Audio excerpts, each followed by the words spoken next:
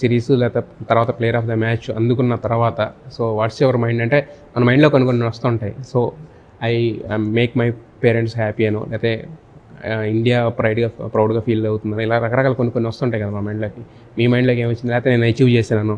Achieve చేశానంటే ఇంకా achieve చేయడానికి చాలా ఉందండి. ఇది జస్ట్ బిగినింగ్ అని చెప్పొచ్చు. బికాజ్ ఇంకా సీనియర్ ఇండియా ఆడాలి, మ్యాచెస్ గెలవాలి సీనియర్ ఇండియాకి. వరల్డ్ కప్ రాలేదు ఇప్పటివరకు, వరల్డ్ కప్ గెలవాలి.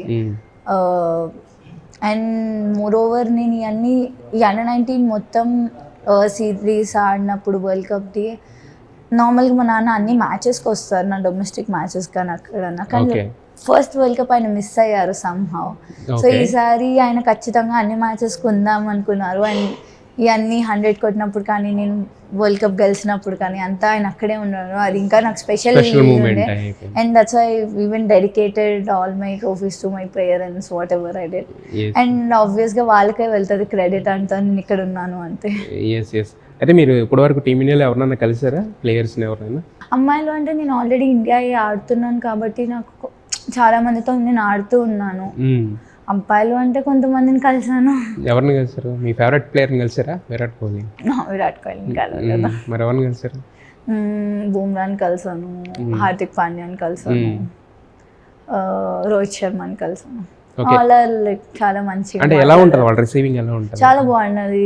ఈవెన్ హార్దిక్ పాండ్యాతో మాకు ఎన్సీఏలో జిమ్ సెషన్ అయింది, నాకు ఆయనకి ఇద్దరం ఇంజరీలో.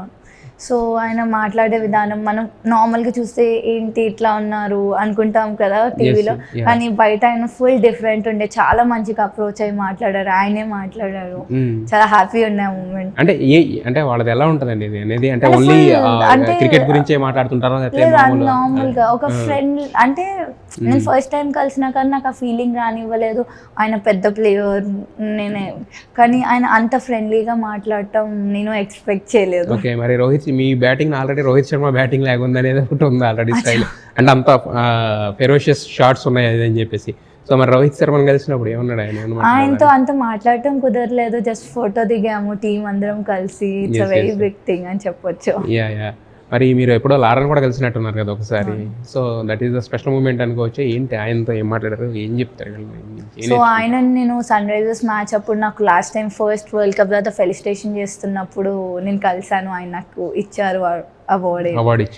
సో అది అంతమంది క్రౌడ్ ముందు నేను ఆయన చేతులతో తీసుకోవటం ఇట్స్ అమేజింగ్ అని చెప్పొచ్చు. మర్చిపోలేని మూమెంట్. ఆయన he is like he said focus on your game, just అన్ని చెప్పారు మంచిగా ఆడు అండ్ వాట్ ఎవర్ హర్డిల్స్ వచ్చినా కానీ it's okay, just go forward అని చెప్పారు. సో ఒక రకంగా చెప్పాలంటే మనం సచిన్ అంటాం, ఆయన కూడా ఒక one of the cricket legend కాబట్టి. బట్ ఆయన నుంచి మీరు అవార్డు అందుకోవడం అంటే కొన్ని బ్లెస్సింగ్స్ ఏంటంటే మనకు తెలియకుండానే అలా వస్తుంటాయి అనమాట, ఫార్చునేట్గా.